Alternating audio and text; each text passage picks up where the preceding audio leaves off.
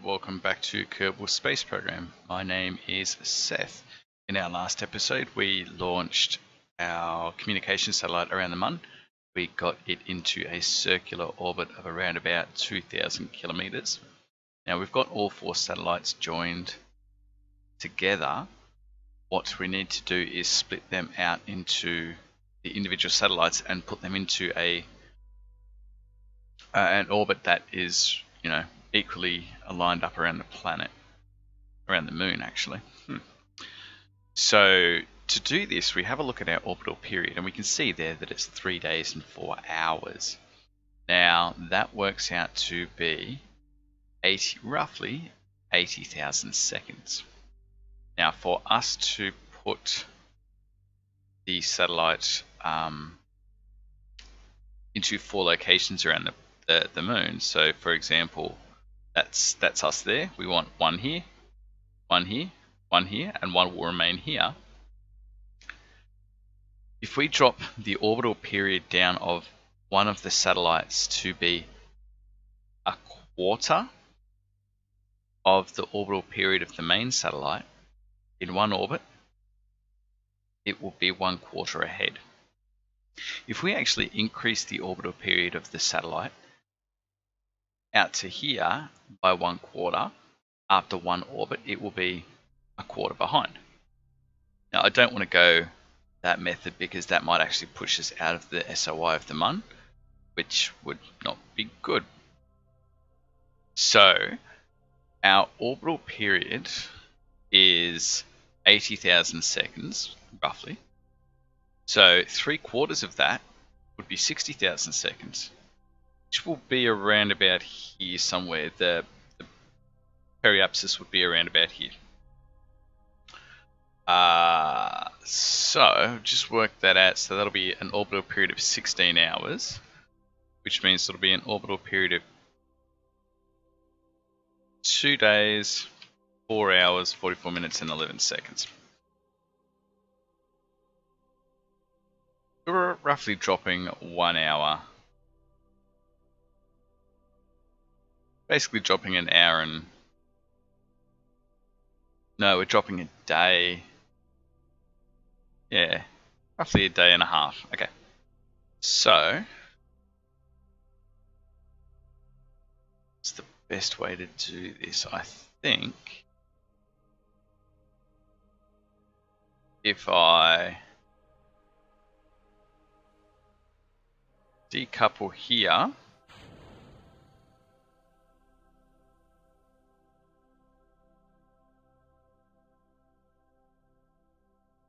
so this will be our main satellite. That will be the one that will stay in the same location. These 3 here, so we might actually just go and extend this while we're here.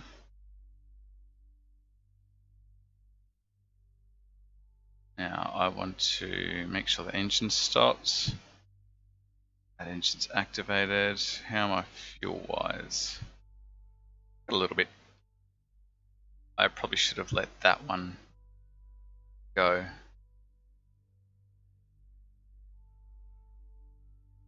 Probably should have left that one there. Okay. So if I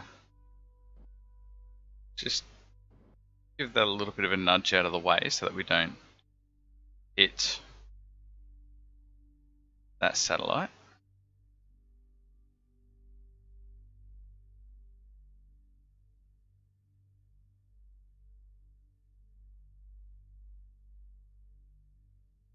Off we go. So we're going to burn until our orbital period is 2 days, 4 hours, 44 minutes, and 11 seconds. Roughly. I will fix this up using HyperEdit. Oh, wow.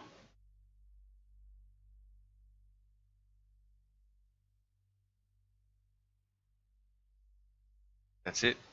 Nearly.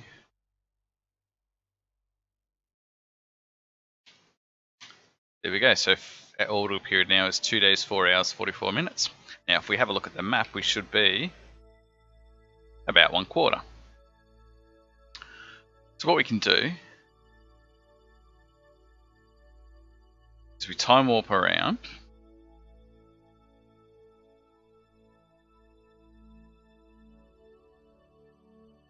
Oh.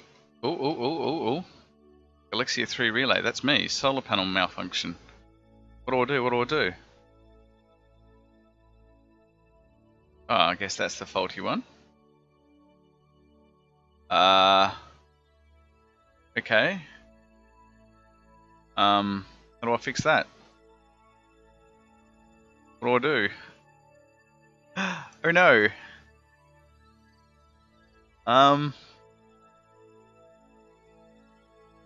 Oh crap. Relay no.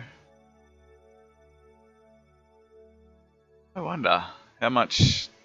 Okay, so I've got some time, so let's go back to the Space Center and see if we can't repair it, or do I need... Oh wow. That's going to be interesting if I need an engineer to repair it.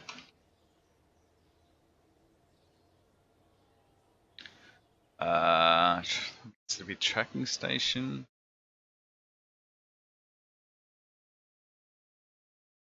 I wasn't expecting that. Don't need that. So Galaxia 3 relay.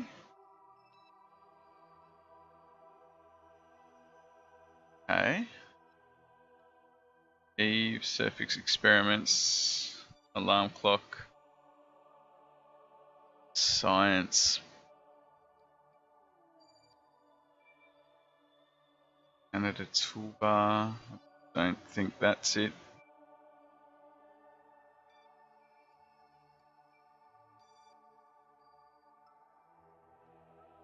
Okay, so Galaxia 3 relay malfunctions. Doesn't tell me how to fix it though. I wonder if I actually need a engineer to go out there and fix it. That's going to be problematic.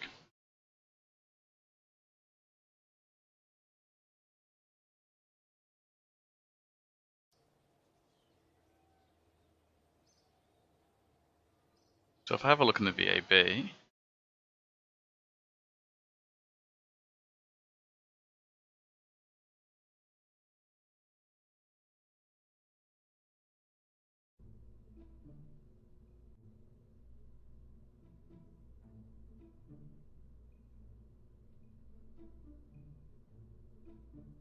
solar panels.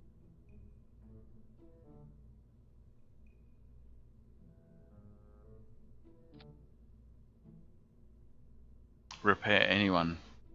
So I guess I need someone to go out there and repair it. Ugh. I don't know. I don't know. This is not going to end well. Okay. So,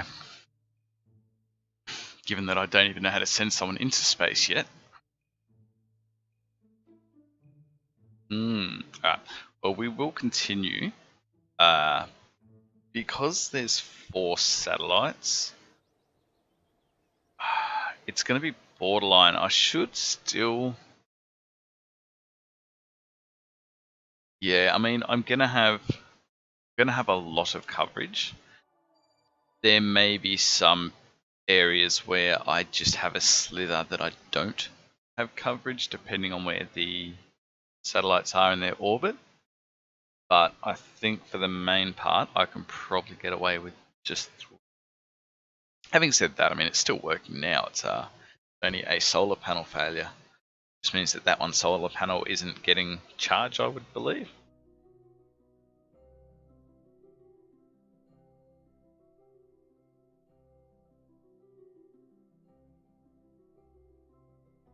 So I think we should be okay. Okay, so let's continue.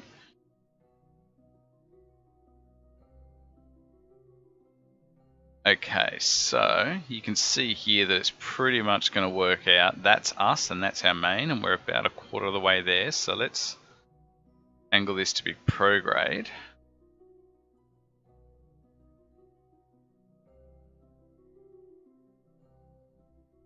Okay, so we're about 9 minutes away. Let's angle that out.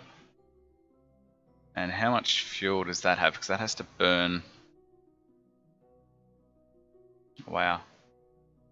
Okay.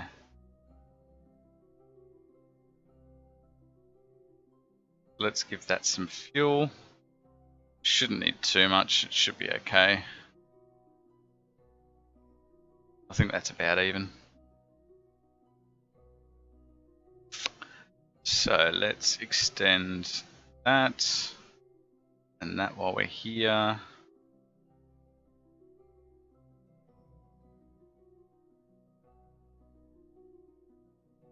Now I'm going to jettison this craft here.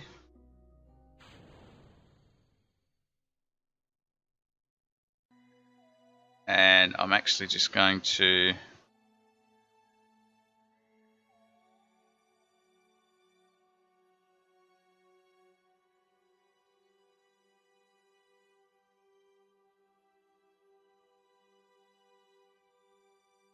why am I having so... Because I've still got SAS on. Okay, I was wondering why I couldn't control it. So we're just going to burn just a bit out of the way of that. And then we're going to go prograde until our orbital period gets back to the original. Where did I note it down? 3 hours, 4 minutes, 18 seconds. 3 days, 4 hours, 18 minutes. Wow, okay. So let's just drop that thrust down a touch.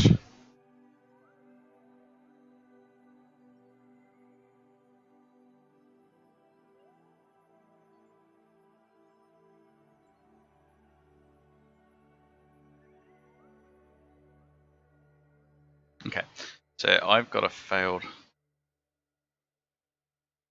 Galaxy failed panel, so I am going to have to come back out here and fix that up. But right now we can probably get away with it. So let's switch to this craft. We have a look. I don't know if we're going to be able to zoom in enough. No. But we are about a quarter of the way away. So if we time accelerate around one orbit again.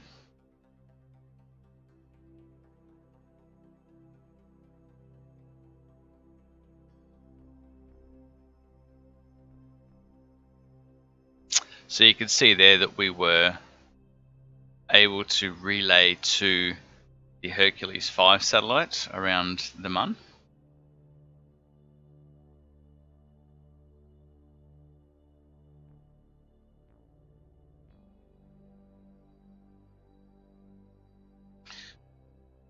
And we're going to do the exact same thing as we just did. We're going to separate. Let's just make sure that we have, yeah, we've got heaps and heaps. Yes, of course, plenty of fuel. So let's separate this craft.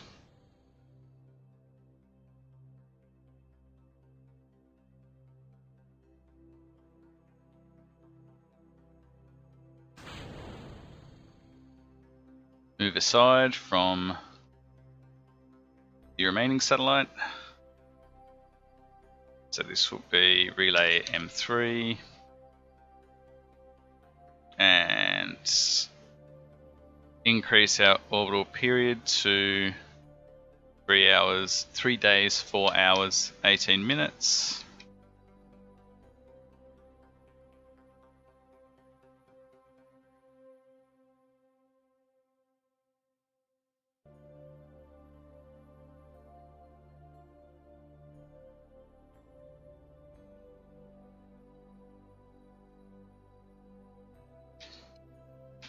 Okay, so there we go. And again, let's go to the remaining one. And this will be M4. So you can see we've got the 1, 2, 3, and in one orbit, this will be around about here. So let's time warp around there.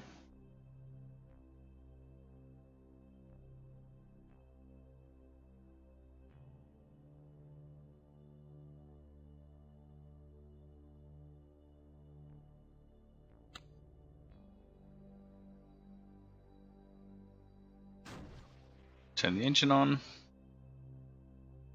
and off we go.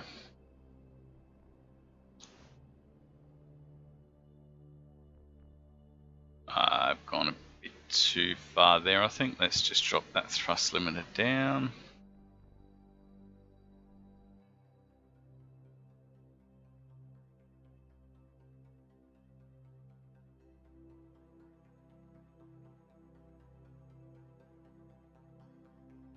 Okay, and there we go. So we now have 4 roughly equidistant satellites around the Mun.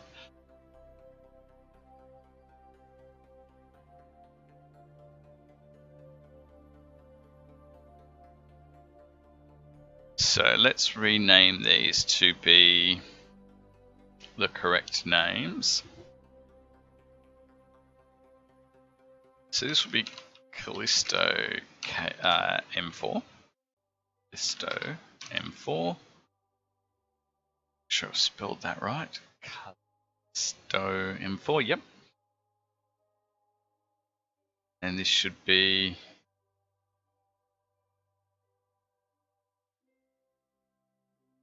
switch to.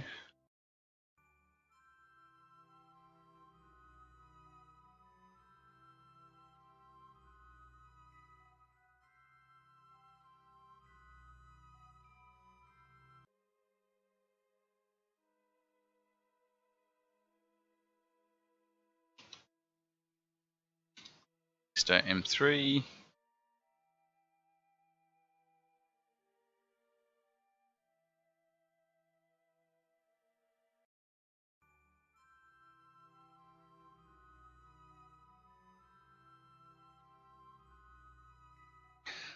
So interesting, the Callisto M2, which is this one here, has a failed solar panel. So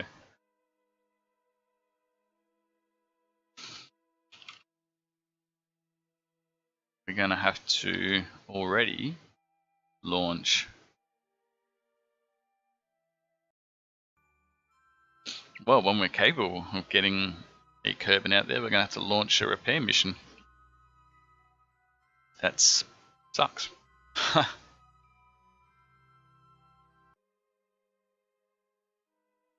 guess there's something to be said for using the high quality parts. I probably did have enough fuel. It'd be questionable. I mean, there's a lot of parts on these. I probably did have enough fuel to use the high quality parts, especially for the solar panels, but I thought there was enough there that we do have some redundancy. I'm not too concerned. Okay, so now that we've done that, I am going to use Hyper-Edit. And I have done a quick save just in case I completely screw this up.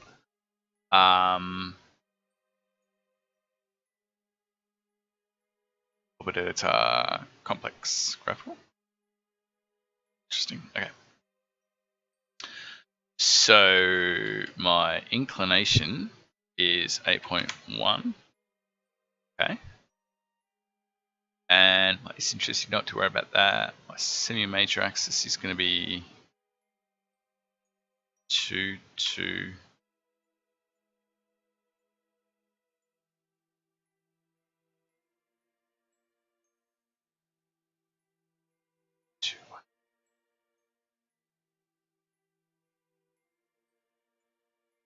That. Just working out the semi-major axis, 2193262 minus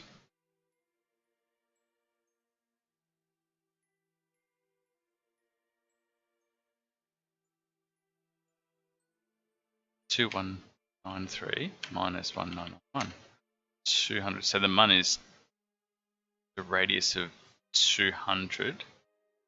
So if I want 2000, so 22, and then 0, so I think 2200.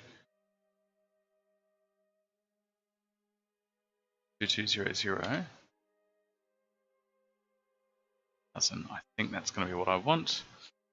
The longitude of ascending node, I think that's the one that will give us, that I need to also add in there.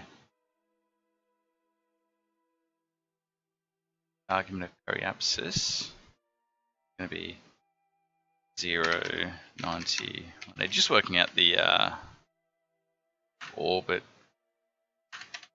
So let's give this a go. Actually, let me go to my Callisto M2 just to compare.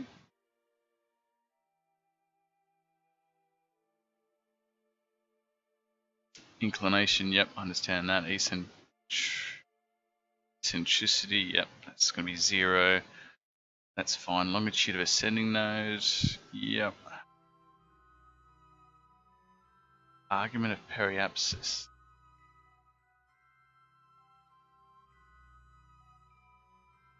Argument of periapsis, 33. This one is 229. Yep, I think we're good. Okay, so let's do this. So our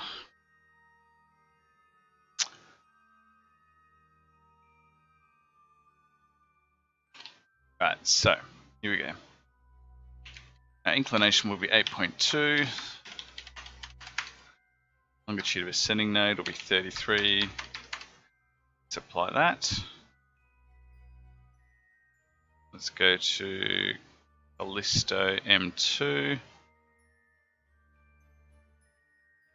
8.2, 0, 22, 0, 0, 1, 2, 3, 33, 90. Apply. If I look at the map, that puts M1, M2. That doesn't feel right. Let's keep going.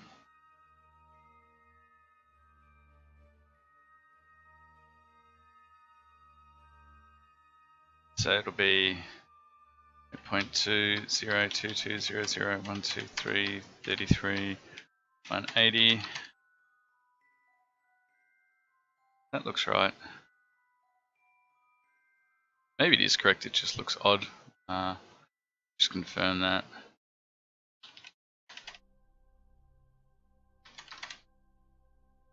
Apply. I think we're good. That looks fine. So let's check active vessel. I did say 8.2. Yes, I mean there are rounding errors, but that should still have our inclination. Right. So regardless of what happens, we essentially should have communications to Kerbin at all stages. Along here essentially. Even the weakest antenna that we can put on a craft on the back side of the moon should still be able to reach the satellites they can relay for us. So apart from the failure of the solar panel, I'm pretty happy with that, to be honest. It's worked well. I think that was a bit of a new thing that we come across, a part failure during a mission, something to be aware of in future. I knew it was going to happen. I was hoping we could possibly fix it, I don't know, by doing something, some right-click option on the probe body itself, but in this case, the solar panel, we do need to send a Kerbal out to go and rectify it. We can't yet launch a Kerbin into space, so I think we're going to have to try to expedite that program, because yeah, it's obviously going to happen again, and in this case it wasn't a critical failure, but it quite easily could have been. So I think look at starting to get some Kerbals into space. For our next mission, I'm not sure what we're going to do. Probably throw some more things around the Mun. We've got the satellite network set up now, so we can now orbit the Mun. We might look at what science we can get and see if we can't actually start, working on some larger missions, but I think we will leave it there for this episode. Thank you very much for watching, and I'll talk to you again next time. Bye for now.